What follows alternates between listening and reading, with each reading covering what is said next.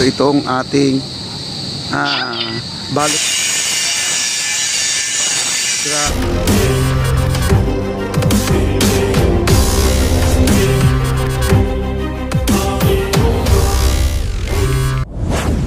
Right guys, nandito po tayo sa view deck ng ating Arroceros. Ayan po, at ready na po ang kanila paglalatag ng mga baluster dito. At ito po ang mga PVC na ilatag na po nila. At yung mga poste na rin, ang ating lamppost, nandiyan na rin, naka-ready na po ating mga lamppost. Ayan, sa dulo po, meron na po doon lagay ng base at nabuhusan na po nila ng semento itong ating baluster. Ayan, no? Tungtungan po ng ating baluster, dyan po ilalagay. Ayan, no? Ayan.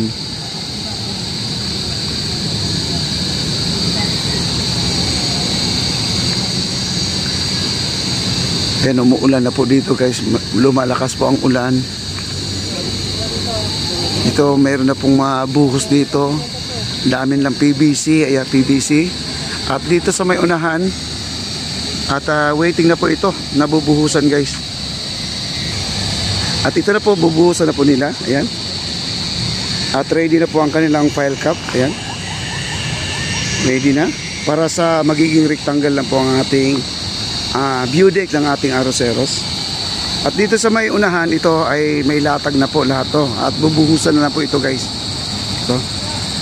Bubuhusan na lang po ito. Dito pansamantala ay nagmamasa sila ay ngayon parang umuulan na guys, no? Umuulan na. Ayan, may mga lupa na rin dito. Maghahalo na rin sila. At ito po ang ating mga baluster ay may mga palaman na po yan. May mga semento na po sa ilalim yan. Sa loob pala, sa loob. Ay nakatungtong dyan. Naka-align na po lahat yan. At buhos na lang po ang kulang yan. Buhos na lang po. No? At saka yung biranda sa ibabaw, yung tuntungan na parang lamesa, yan na po ang gagawin nila dyan. Ayan, no? Dami. Lamppost niya 1, 2, 3, 4, 5, 6, 7. Bali 7 po ang lamppost na gagamitin dito. Yan. Yan, nilagyan po na ng guys, ng tabon kasi may semento po sa ilalim. Baka mabasa yung semento, masira. Yan, no? Kaya po yung tulay na yan papuntang Santa Cruz Church. Ayan.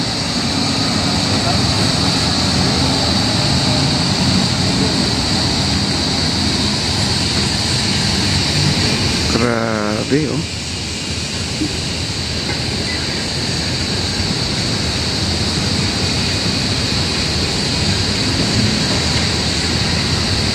At umuulan dito guys, malakas na po ang ulan, no? At madilim na rin dito, trabaho pa rin sila. Kasi ano pang oras ngayon, alas 4 pa lang, pero ganito na ang itsura guys. Maririnig mo yung kuliglig mga kaibigan kasi marami pong puno dito sa may Arroceros Park. Ito, kuliglig po ang maririnig natin, no? Ayan po, ang ganda na po guys, oh. May baluster na.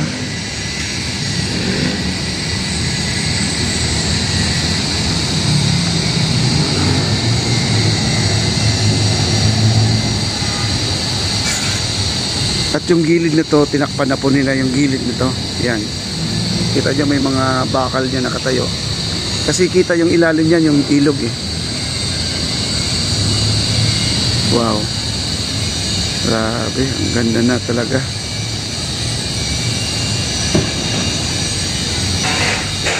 Dito po tayo sa may unahan.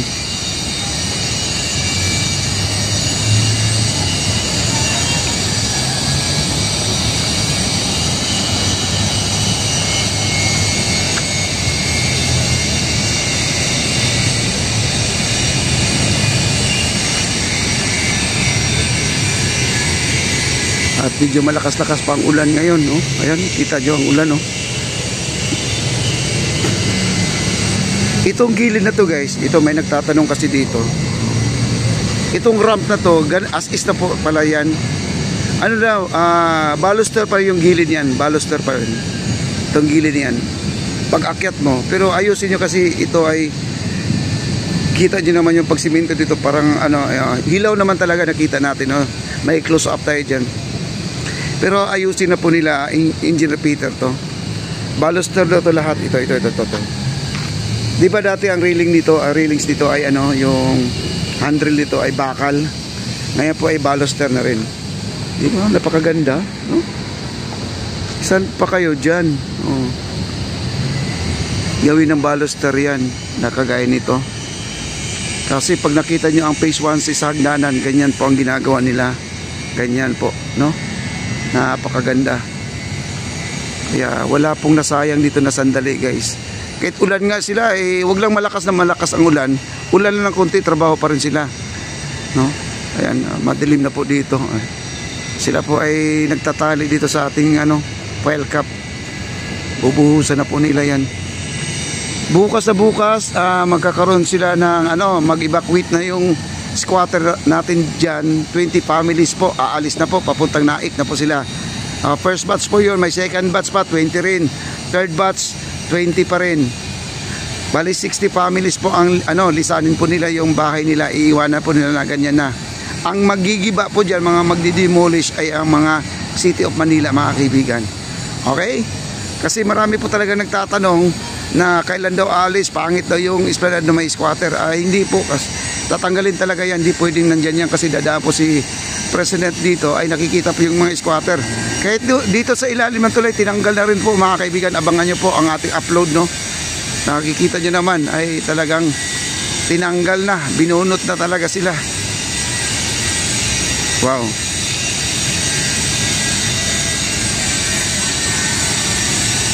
Dito, ayan po.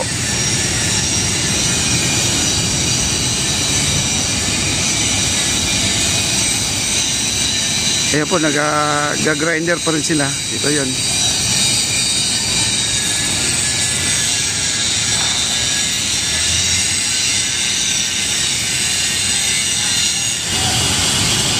Ay, si Kuya Rons, nandito pa si Kuya Rons sa taas. Ayan guys, ito na po ang ating finished product ng ating pagpupuyat ng isang araw. Talagang nilayasan ko kasi di ko na kaya, guys. Antok na ako sa pagbuhos nito. Gabing-gabi, guys, dalawa po ang truck na ginamit ito. Isang kubol na ganyan, isang truck po na mixer. Isang kubol naman ito, isang truck na mixer. Bali si PSI 7,000 PSI po ito. Okay, oversized naman po ang ginamit. Okay. Instead na 5,000, ginamang 7,000 PSI. Kaya talagang di bali na mahal, basta matibay ang sabi ni Bossing. Okay. Wow. Dito na po. Dito tayo siya nagpipintura, guys. May nag-grinder sa ilalim ng yan. Dito, tingnan po natin. Ito yung napakahabang bakal na to, yun po ilalagay dyan. Tulay po ito, no? Dalawang tulay,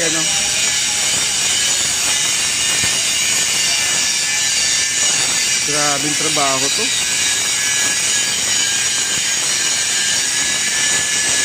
Ito yung mga plate, guys. Ito yung mga plate na gagamitin na idudugtong dito. Yan, may mga butas na po ito. Mga butas. Yan, mga butas. Itong mga plate na to, ayan, yung mga plate na yan.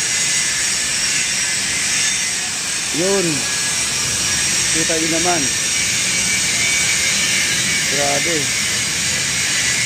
Yung isa, nandito, natabunan sa upuan, guys. So, ayan. Okay.